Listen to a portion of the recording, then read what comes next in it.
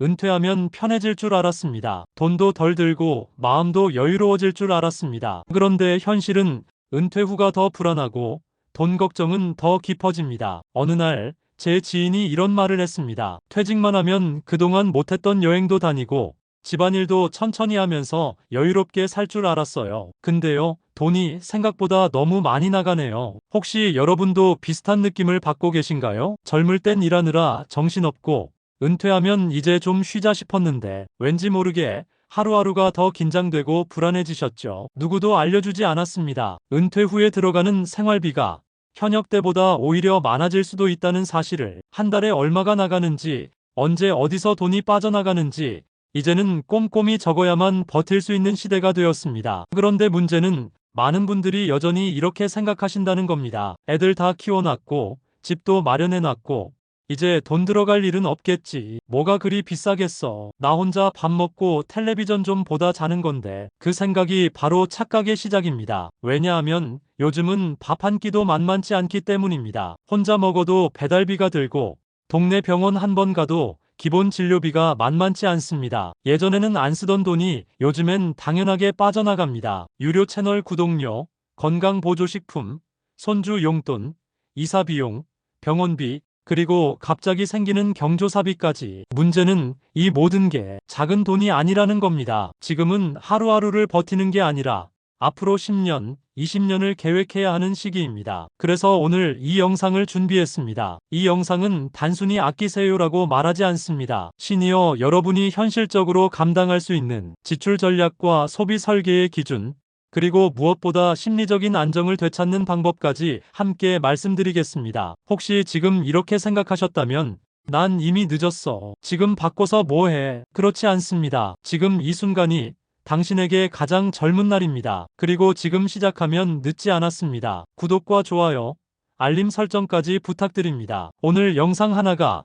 앞으로의 10년을 바꿀 수 있습니다. 이제 본격적으로 이야기 나눠보겠습니다. 요즘은요, 장을 봐도 뭘 산 건지 모르겠어요. 10,000원짜리 한 장이 금방 사라져버리더라고요. 이 말 낯설지 않으시죠? 예전에는 10,000원이면 두부, 채소, 계란, 국거리까지 한가득 들고 집에 왔습니다. 지금은요, 두어 가지 담고 나면 벌써 10,000원을 넘깁니다. 이게 바로 조용한 인플레이션입니다. 뉴스에서는 물가 상승률이 2%라느니 3%라느니 합니다. 그런데 우리가 느끼는 건 매년 10% 넘게 오른 체감 물가입니다. 왜 그럴까요? 우리가 매일 사는 물건들, 그러니까 밥상에 올라가는 식재료, 병원비, 약값, 전기세, 가스비 같은 생활 필수품들은 다른 것보다 훨씬 빠르게 오르고 있기 때문입니다. 게다가 예전에는 없던 지출이 이제는 당연한 것처럼 자리 잡았습니다. 스마트폰 요금만 해도 그렇습니다. 어르신들 대부분이 쓰시지만 기본 요금,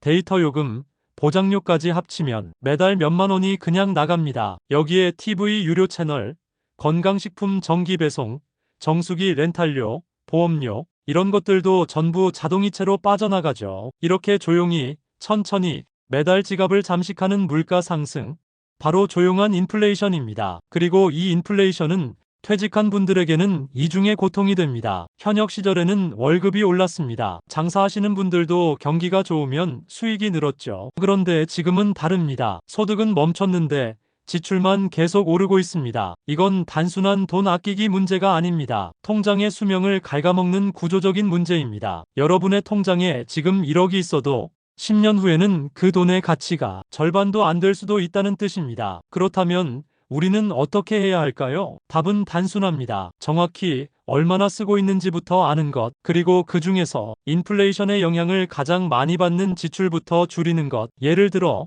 식비가 계속 늘고 있다면 외식을 줄이고 정기배송 식품은 다시 한번 점검해보는 겁니다. 전화요금, 보험료, 렌탈료 같은 고정 지출도 꼼꼼히 살펴보면 줄일 수 있는 항목이 꼭 있습니다. 가장 중요한 건 이 모든 게 나의 의지로 바꿀 수 있는 부분이라는 점입니다. 물가는 우리가 조절할 수 없지만 지출 구조는 우리가 만들 수 있습니다. 이제 우리의 생활비를 갉아먹는 잘못된 소비 습관 7가지 하나하나 구체적으로 짚어드리겠습니다. 이 7가지를 알게 되시면 지금보다 한 달에 최소 30만 원 이상은 줄일 수 있을 겁니다. 지금부터가 진짜 시작입니다. 30년 일했으니 이제는 좀 쉬어야지. 이 말을 참 많이 듣습니다. 어쩌면 여러분도 그렇게 생각하셨을 겁니다. 쉬고 싶었습니다. 아침에 눈 떠서 시계를 보지 않아도 되고, 사람 눈치 안 보고 천천히 밥 먹고, 보고 싶은 방송 보다가 낮잠도 한숨 자고, 그렇게 살 줄 알았습니다. 그런데요, 막상 그렇게 살아보니 어떻습니까? 처음 한 달은 좋습니다. 두 달째부터는 좀 심심합니다. 세 달째가 되면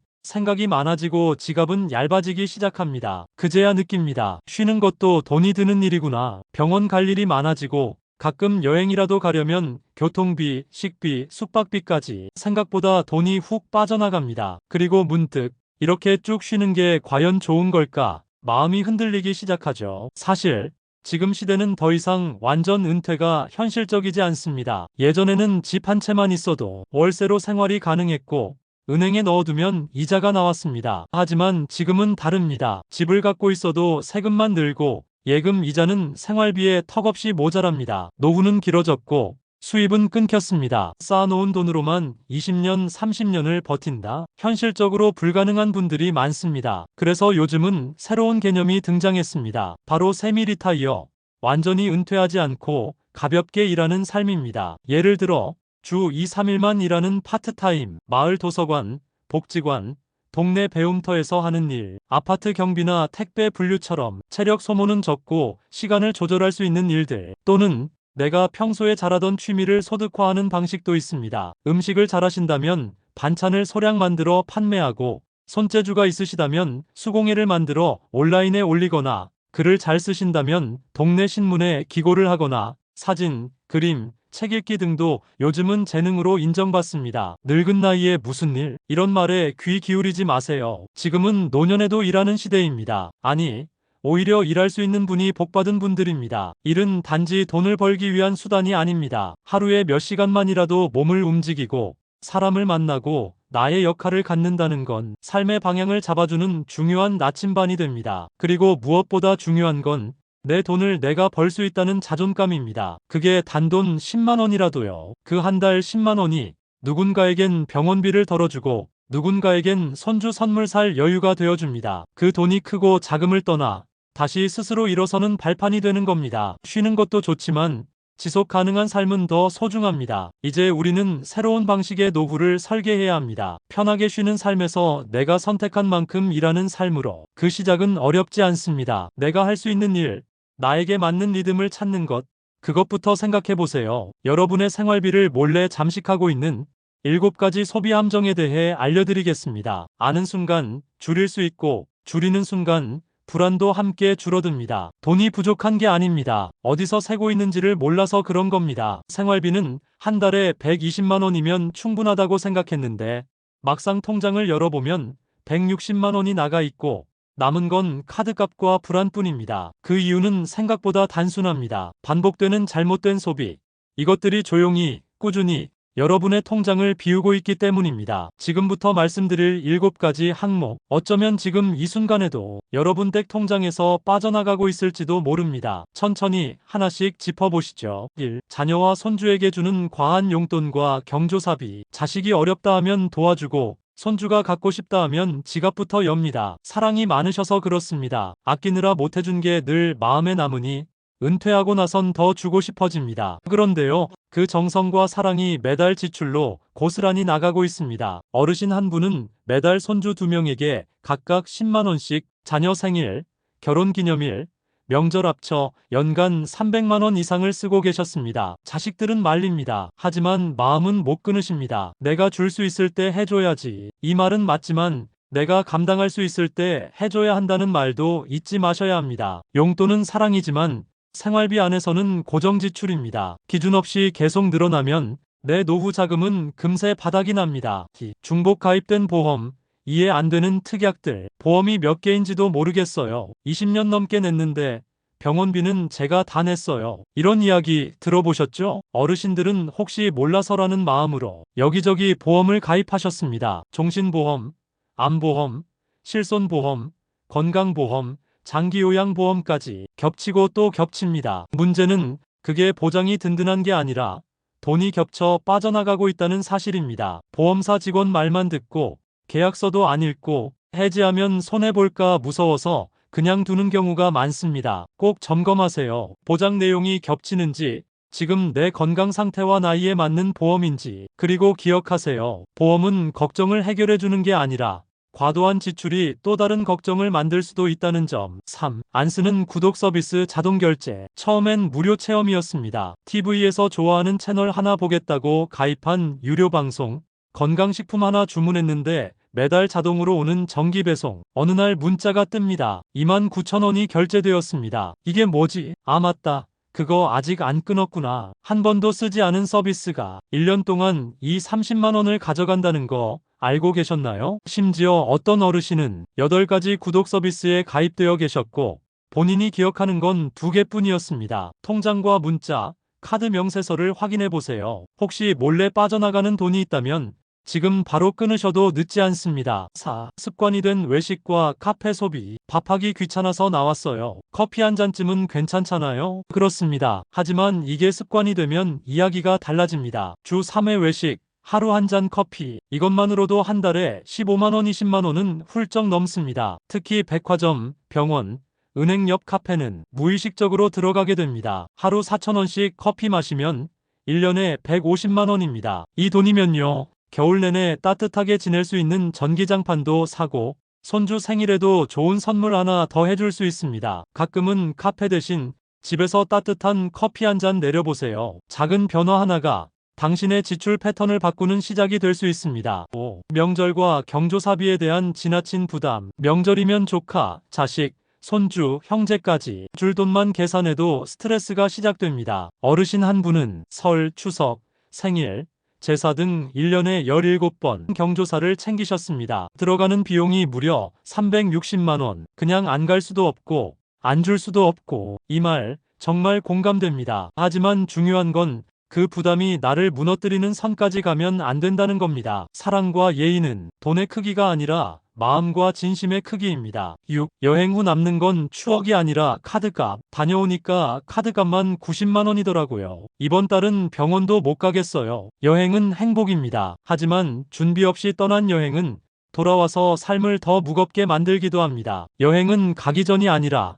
갔다 온 뒤가 중요합니다. 무이자 할부, 카드 포인트, 이런 것에 속지 마세요. 진짜 준비된 여행은 갔다 와도 불안하지 않은 여행입니다. 7. 바뀌는 계절마다 반복되는 소비. 봄이면 외투를 사고, 여름이면 선풍기를 사고, 가을이면 전기 매트를 사고, 겨울이면 또 새 점퍼를 사야 할 것 같고, 입을 옷이 없어. 요즘 건 성능이 다르더라고. 이 말은 늘 소비를 정당화합니다. 하지만 지금 있는 것도 충분히 쓸 수 있고 입을 수 있다면 그게 가장 현명한 소비입니다. 필요한가요? 아니면 새롭고 싶은 마음일 뿐인가요? 이 질문 하나가 불필요한 지출을 막아줍니다. 지금까지 말씀드린 7가지 모두 바꾸실 필요는 없습니다. 단 하나, 오늘부터 단 하나만 바꿔보세요. 그 하나가 매달 5만 원을 줄여주고 1년이면 60만 원이 되고 5년이면 300만 원이 됩니다. 그리고 그 돈은 다시 당신의 통장 안에서 당신의 삶을 지켜주는 든든한 방패가 될 겁니다. 다음은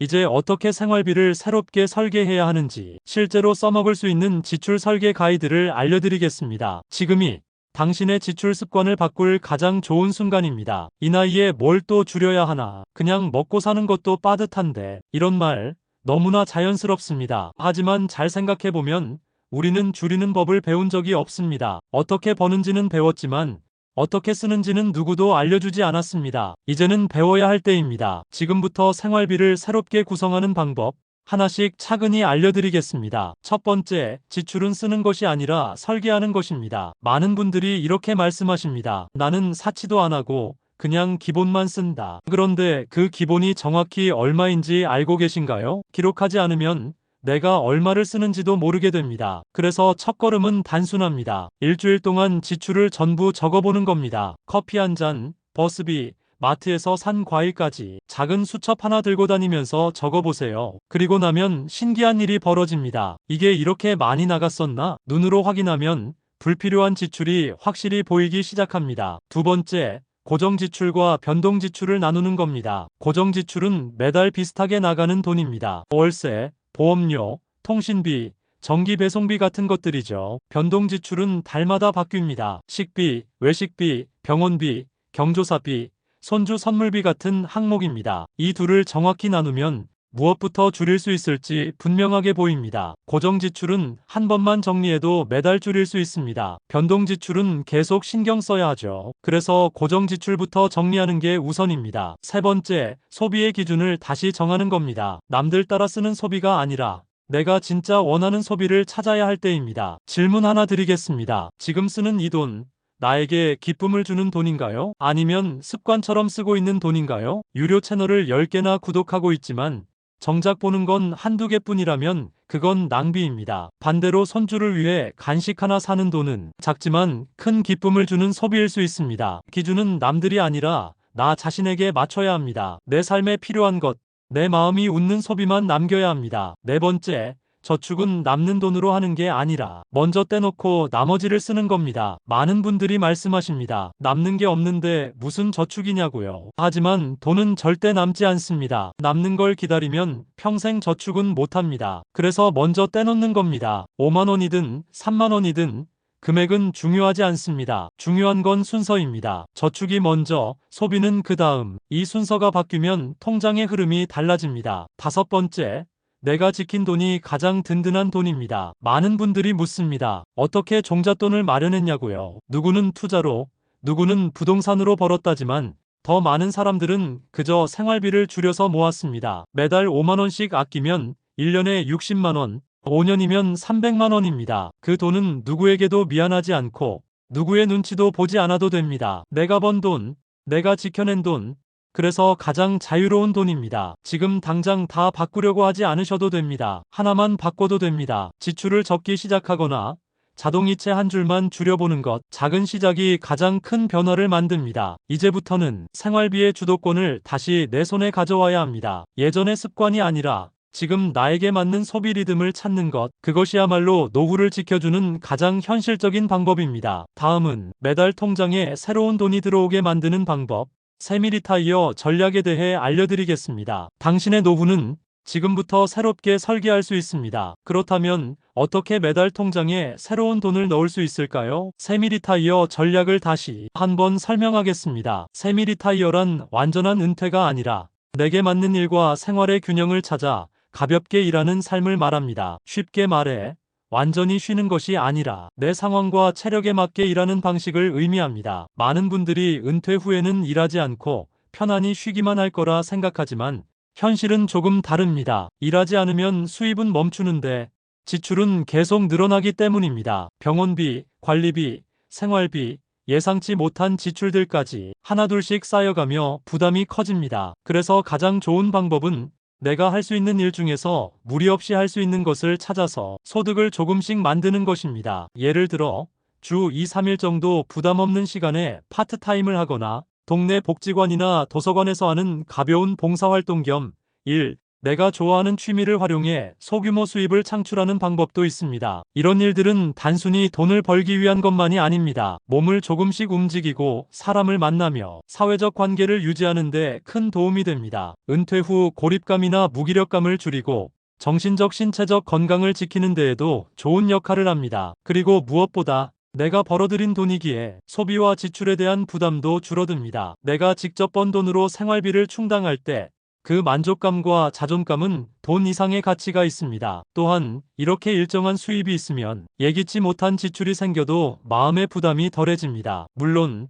모든 분들이 같은 방식으로 일할 필요는 없습니다. 나에게 맞는 내 몸과 마음이 감당할 수 있는 속도를 찾는 게 중요합니다. 만약 지금 당장 일을 시작하기 어렵다면 온라인에서 재능을 활용하는 방법부터 차근차근 시도해보세요. 예를 들어 글쓰기, 사진, 그림, 수공예, 음식 판매 등 자신이 잘하고 좋아하는 분야를 활용해 소규모 소득을 만들어 볼 수 있습니다. 이런 재능 기반의 일은 시간과 장소에 구애받지 않아 무리가 덜하고 일과 휴식을 조절하기에도 좋습니다. 작은 시작이 큰 변화를 만듭니다. 그리고 이렇게 새로운 소득원을 만들어가면서 지출 구조도 함께 점검한다면 매달 통장 잔고는 점점 안정되고 불안은 조금씩 사라질 것입니다. 소득은 만들고 지출은 관리하는 것, 이 두 가지가 균형을 이뤄야만 노후 생활의 경제적 안정과 마음의 평화를 동시에 얻을 수 있습니다. 지금까지 말씀드린 생활비 줄이기와 세미리타이어 전략, 두 가지를 동시에 실천하는 것이 노후의 경제적 안정을 위한 가장 현실적인 방법입니다. 많은 분들이 은퇴 후의 생활을 막연히 쉬는 시간으로만 생각하지만